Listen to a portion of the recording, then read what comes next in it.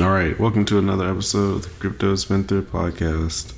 Feeling like this might be one of those quicker episodes, not one of those 30-minute ones like as of late. But let's get right in. Russia's Sberbank to establish crypto exchange in Zurich, Switzerland. So the largest bank in Russia and the third largest in Europe is looking to enter crypto. They're establishing it outside of Russia to avoid local legislation. The service will only be available to large legal entities initially, but may change in the future. It is worth mentioning that this is the first time a major bank has started a crypto entity in Switzerland. This neutral mountain country is proving that it wants to evolve its financial haven roots to also include crypto. Cloud network Xunlei hit by class action over ICO. This is the first and definitely not the last of investor action against companies that pivoted a blockchain. It's even kind of worse for this one because it tried to pass an ICO, it tried to pass over those ICO restrictions by using flush wording like initial mining offering. And that's what I've been saying. And we learned from our interview with the SEC lawyer that the wording doesn't matter because they will count you as a security anyway, as long as you run an ICO. So you're still a security. It doesn't matter. And it's one of the first more established companies getting hit with this little ICO or blockchain pivot madness. Royal Mint to introduce gold-backed cryptocurrency. So they are doing this because they feel that the blockchain will help facilitate transactions and make it way easier for sellers and customers. So it isn't the only case of gold-backed assets, though. There's also Perth Mint, Australia's largest precious metal refinery, to also go deep into this gold-backed crypto and actually seriously consider launching their own thing. So this Royal Mint one is partnered with the CME Group and another entity, I think it was BitGo, for helping launching their gold-backed crypto. It will be stable and basically a crypto pegged to gold. No, India won't ban Bitcoin and will embrace blockchain technology too. So there's been some recent FUD that India was banning Bitcoin, crypto, just like I think 3-4 weeks ago when people were saying the same thing about South Korea. And it turns out that this was untrue, and just like South Korea, that's kind of why I avoided talking about it, because you have to wait with these things, and usually they're not as true as it seems. So the real thing is India is looking to embrace blockchain technology, but they're, like most countries, skeptical about ICOs, and that's why I definitely think that is one thing in crypto that needs to face some compliance, because ICOs can ruin things for the rest of us. They can ruin things for miners, and especially ruin things for traders. Illinois eyes blockchain for ID and public asset management. So this has been one of the main things governments have been looking into blockchain for. This will shift government roles from being a custodian of data to only a verifier, and will increase efficiency because it'll reduce reliance on paper documents, and it will help eliminate fraud. And I think a week or two ago, I talked about Canada, who's also instituting something similar to digitize IDs and all that good jazz. probably going to be the main thing governments use blockchain for first. And it does make sense. And rolling out IDs or just public information like that should speed up some government service processes, especially since if they're as bad as America's, there's a lot of things that are relegated to paper documents, and it really slows everything down. B token ICO stung by $1 million phishing scam. So always be careful with those emails you get. But the problem with this one is it seems like the customer information, specifically their email addresses, got into the hands of these malicious people. So just really still be careful. You can't do much if an ICO has bad security and they get compromised like that, and it's just kind of like, oh well. In a slightly related case, I believe there was a Telegram admin group that ran away with some money too. So the lesson here is to be skeptical about everyone, and you really have to put pressure on people constantly to be doing the right things, and not only be doing the right things because of avoiding kind of verifying that they're not scamming, but to do the right things just in case they're a little bit incompetent in some areas and need a little bit of reminder of how things should be handled. Because as we've been seeing, there's been a lot of other cases of hackers or malicious people getting a hold to money that they managed to compromise, either from an exchange or website, or in this case, phishing investors. So take that extra time to research and make sure something's legit, and really be skeptical about anything that. Be skeptical before you send your money anywhere. Insurance companies are looking for big opportunities in the unregulated cryptocurrency market. So this is still considered quite exploratory, and it's only slowly being implemented by insurance companies.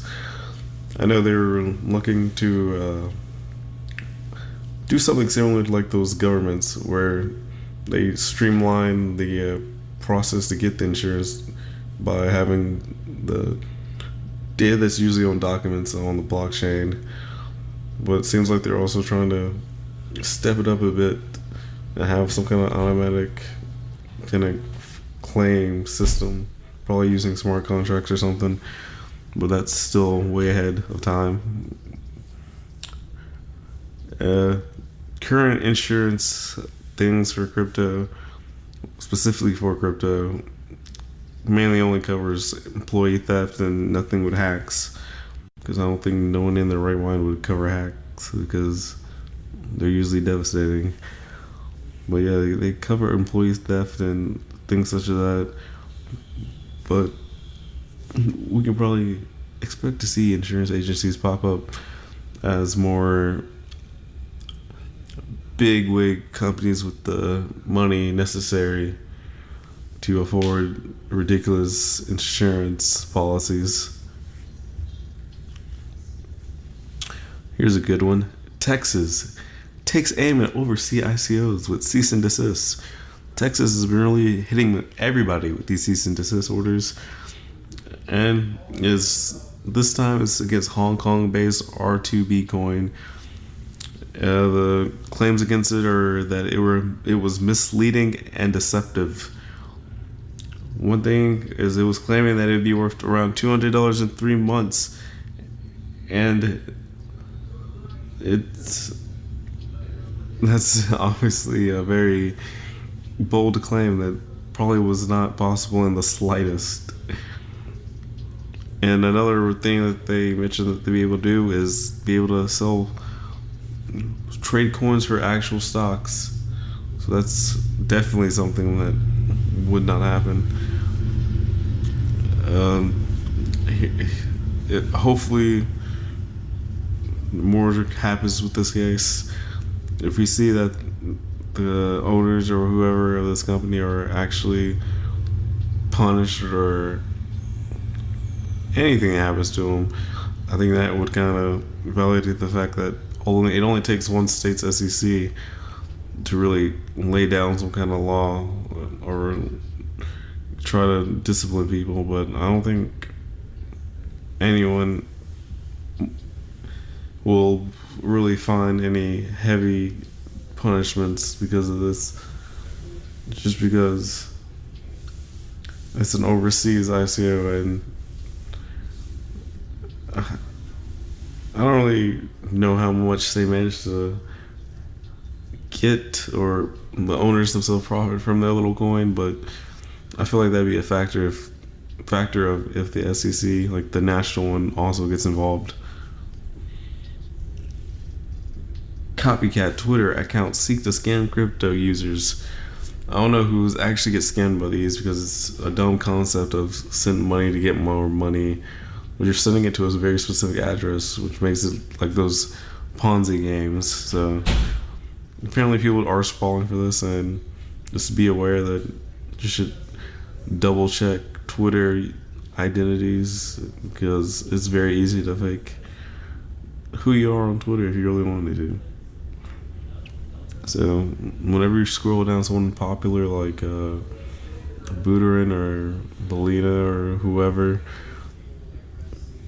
just be careful you're actually still looking at the comments they actually made, and not some bot with the same name trying to get you to click a link or send money somewhere.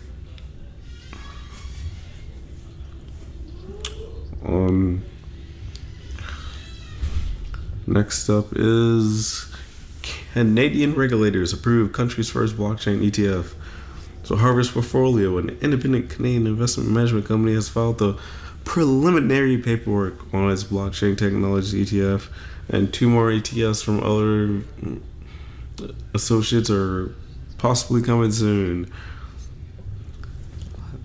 The reasons for this is they have seen interest from clients in both Canada and the US, and they're trying to serve them since the clients have been desiring Bitcoin and blockchain.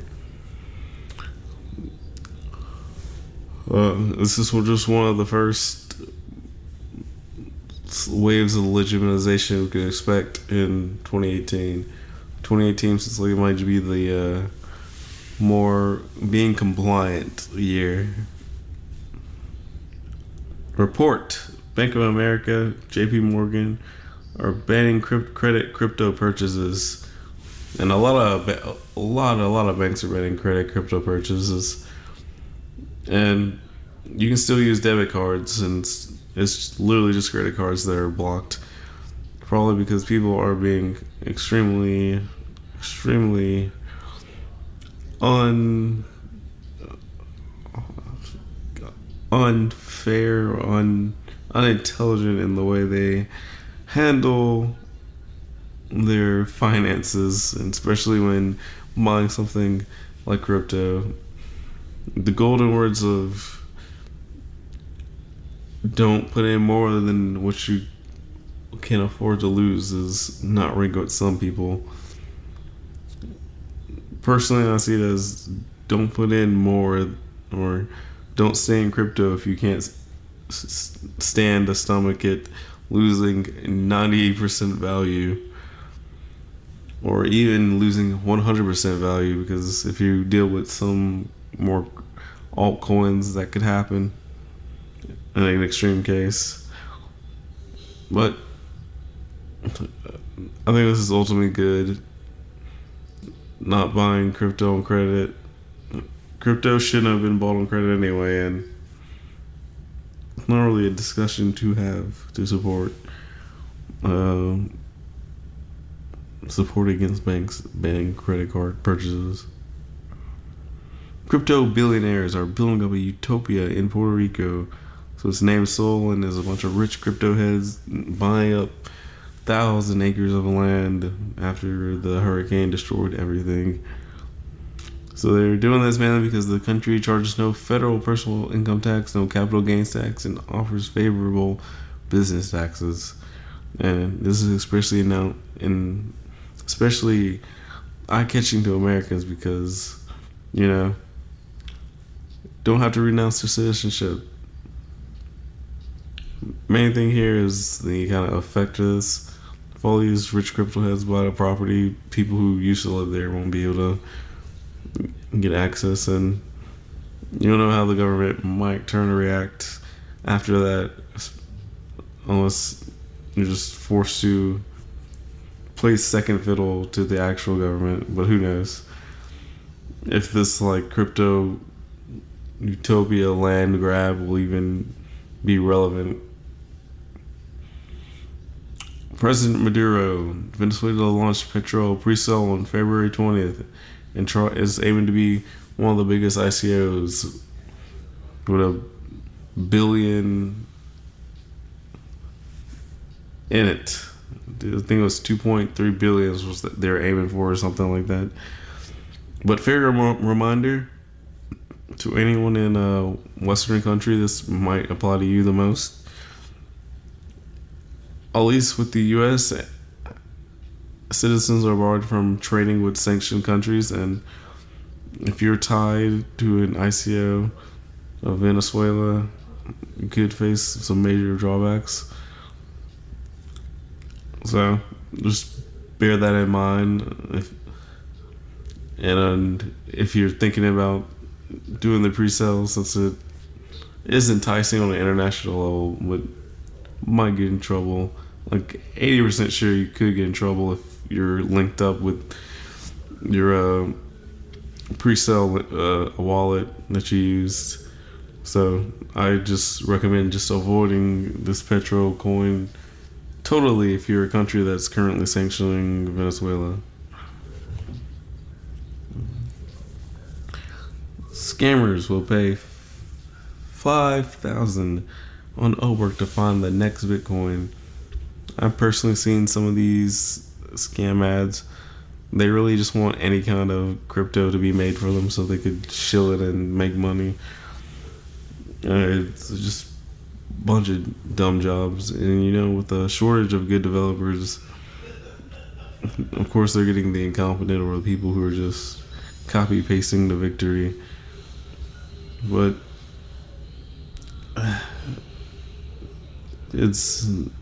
expect more scams, because we've already seen more hacks, more scams. Just market goes up, more of these things go up, and we can only aim to build platforms that discourage frivolous spending on bots and scams and whatever. LitePay and LitePal, 2 new Litecoin payment processing services, are on their way. So Litecoin is now getting options to instantly convert from Litecoin to US dollar for only a 1% fee. And that's pretty good. Better than cards. And Litecoin's trying to make its way as actually being used. So that's also pretty positive. Litecoin spiked because of this news, and who knows what else Litecoin will have its bag as we continue down 2018. And that'll be it for today. Like I said, I figured this was going to be more closer to 20 minutes. Don't forget to rate the podcast and such, especially if you're on iTunes or Apple Music or whatever else that's a podcasting thing. And see you next time. See you on Thursday.